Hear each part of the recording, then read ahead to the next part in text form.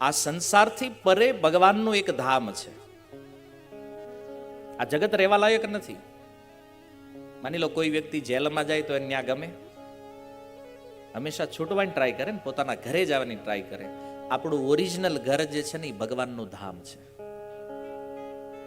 અને આ મનુષ્ય જીવન મળ્યું છે ત્યાં જવા માટે. અને ધામ કેવું છે? ગીતામાં ભગવાન કે ન સૂર્ય ન શશાંકો ન પાવક યદ ગત્વા ન નિવર્તન્તે તદ ધામ પરમમ મમ. હે અર્જુન, મારું એ ધામ સ્વયં પ્રકાશિત છે. ત્યાં સૂર્યની જરૂર નથી, ચંદ્રના પ્રકાશની જરૂર નથી. જન્મ મૃત્યુ જરા વ્યાધિના દુઃખથી રહિત. કોઈ કામ ધંધો નહીં, કોઈ ઓફિસ નહીં, કોઈ નોકરી નહીં. રોગ નથી, વૃદ્ધાવસ્થા નથી, જન્મ નથી, મરણ નથી. આવું સનાતન શાશ્વત સુખ જ્યાં છે ને, ભગવાન કહે છે એ મારું ધામ છે. અર્જુન ન્યા આવી જા. કેમ? બોલે એક વાર અહીંયા આવ્યા પછી આવો જીવ ફરીથી આ ભૌતિક જગતમાં આવતો. આ ભગવાનનું ધામ છે. તો કે હાલો, ત્યાં કાંઈ નથી, ત્યાં કરવાનું શું? ધામ છે કેવું? બ્રહ્માજી કહે છે, ચિંતામણી પ્રકર સદ્મ સુકલ્પ વૃક્ષ લક્ષાવૃતેષુ સુરભીરભિપાલયંતમ લક્ષ્મી સહસ્ત્ર શત સંભ્રમ સેવ્યમાનમ ગોવિંદમાદિ પુરુષમ તમહં ભજામિ. કેવું છે ધામ ભગવાનનું? કે ચિંતામણી પ્રકર સદ્મ સુકલ્પ વૃક્ષ. ભગવાનના ધામમાં એક એક પથ્થર ચિંતામણી છે. ચિંતામણી સમજો છો? એ પથ્થર જેની પાસે હોય ને, મનમાં જે ચિંતન કરે ને એ પ્રગટ થાય. ભગવાનના ધામનો એક એક પથ્થર ચિંતામણી છે. બીજું, લક્ષાવૃતેષુ સુરભીરભિપાલયંતમ. લાખો લાખો કરોડો ગાયો છે. સુરભી, કામધેનુ ગાય, જેની સામે ઉભા રહીને કોઈ ઈચ્છા કરો ને, ઈચ્છા પરિપૂર્ણ કરે. ભગવાનનું ધામ વૃંદાવન, જેનું એક એક વૃક્ષ કલ્પ વૃક્ષ છે. અને લક્ષ્મી સહસ્ત્ર શત સંભ્રમ સેવ્યમાનમ. અને હજારો હજારો લક્ષ્મીઓ ભગવાન કૃષ્ણની પાછળ ચાલે છે. કેમ? અમારી સેવા સ્વીકાર કરે. અને ભયથી એ કદાચ ગોલોકમાં જ કાઢી ન મૂકે, ચાલો વૈકુંઠ ભેગા થાવ. ભયથી લક્ષ્મી જેની સેવામાં રત છે, એવા ભગવાન ગોવિંદ, બ્રહ્માજી કહે છે એનું હું ભજન કરું. આ ભગવાનનું ધામ છે.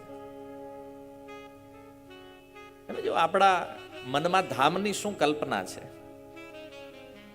એકવાર અકબર જે છે ને વૃંદાવનમાં, તત્કાલીન આચાર્ય હતા શ્રીલ જીવ ગોસ્વામી. અને અકબરનું શાસન એ સમયમાં અકબર આવી અને જીવ ગોસ્વામીને કહે છે કે મારે વૃંદાવનને રિનોવેશન કરવું છે. કારણ કે રાજાઓના મનમાં હોય ને આપણે કંઈક કરીએ. એટલે જીવ ગોસ્વામી કીધું કે જો આ ભગવાનનું દિવ્ય ધામ છે, આનું રિનોવેશન અકબર તારા બસની વાત નથી. આ અકબરે કીધું રે હું ભારતનો શહેનશાહ છું, એને હું શું ન કરી શકું? જીવ ગોસ્વામી કે આ લાતો કે ભૂત બાતો સે માનેંગે નહીં. એને કીધું ઠીક છે, એક કામ કર, અહીંયાથી યમુનાજીના તટ ઉપર એક ઘાટ છે, કેશી ઘાટ. એની સીડી જે છે ને, એના પગથિયાનો એક ખૂણો તૂટી ગયો છે, પેલા ઈ રિપેરિંગ કરાવી દે, પછી બીજું કામ આપવું. કે એટલે ઓલો અકબરને એમ કે ભાઈ આ એક ખૂણો રિપેર કરવો, આમાં શું છે? આવ્યો ત્યાં જીવ ગોસ્વામીની કૃપાથી કેશી ઘાટ ઉપર જ્યારે અકબર આવ્યો અને એને દિવ્ય વૃંદાવનનું દર્શન કરાવ્યું જીવ ગોસ્વામીએ, અને અકબરે જોયું કે આ વૃંદાવનનો એક એક પથ્થર ચિંતામણી છે. આખું ભારત વેચી દઉં ને તોય આ આપણીથી આ રિનોવેશન થાય નહીં. આ ધામ છે ભગવાન. આપણે અત્યારે ધામમાં જઈ, વૃંદાવન, માયાપુર, જગન્નાથપુરી, આપણે જે જોઈએ છીએ ને એ ધામનું બાહ્ય સ્વરૂપ છે, બાહરી રૂપ છે.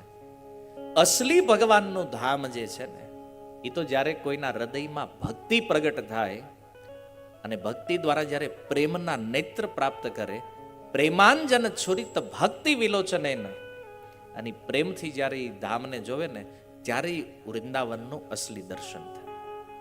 એને બાકી તો આપણે આંટો મારીને પાછા આવીએ. આપણા ગુજરાતીઓના અહીંથી વૃંદાવન મોકલો તો શું રિપોર્ટ લઈને આવે ખબર? ત્યાં નગરી ગટરું છે. ગટર વૃંદાવનમાં નથી, તમારા મન ગટર જેવા છે. એટલે આખા વૃંદાવનમાં તમને બાકે બિહારી નો દેખાણા, રાધા રમણ નું દર્શન ન થયું, કૃષ્ણ બલરામ નો દેખાણા, ગટર દેખાણી. કારણ કે યથા દ્રષ્ટિ તથા સૃષ્ટિ. જેવી આપણી દ્રષ્ટિ હોય એવું ધામ દેખાય. જાજા ગુજરાત ન્યા કાંઈ ડેવલપમેન્ટ નથી, ન્યા કાંઈ વિકાસની તમારા મગજને વધારે જરૂર છે, ધામને નહીં. ધામ તો સચિદાનંદ સ્વરૂપ છે. ભગવાન કહે છે અર્જુન, દરેક જીવાત્માઓનું ઓરિજિનલ સ્થાન જે છે ને એ મારું ધામ છે. અને એટલા માટે ભગવાન પણ ચાહે છે કે આપણે બધા પાછા જઈએ એમના ધામમાં, શાશ્વત સુખ શાશ્વત આનંદને પ્રાપ્ત કરીએ. અને એવા ધામની અંદર જે ભગવાન વાસ કરે છે, સત્યમ પરમ ધીમહિ, વ્યાસદેવ કહે છે એવા પરમ સત્ય સ્વરૂપ ભગવાનનું હું ધ્યાન કરું છું. જો આ એક શ્લોક જે છે ને પહેલો, આની જ વ્યાખ્યા 18,000 શ્લોક છે ભાગવતના. આખું ભાગવત આ એક શ્લોકમાં અંતર્ગત આવી ગયું છે. ભાગવતની એવી કોઈ લીલા નથી જે આ પ્રસંગમાં ફિટ ન થાય આ શ્લોકની અંદર, એના શબ્દોમાં.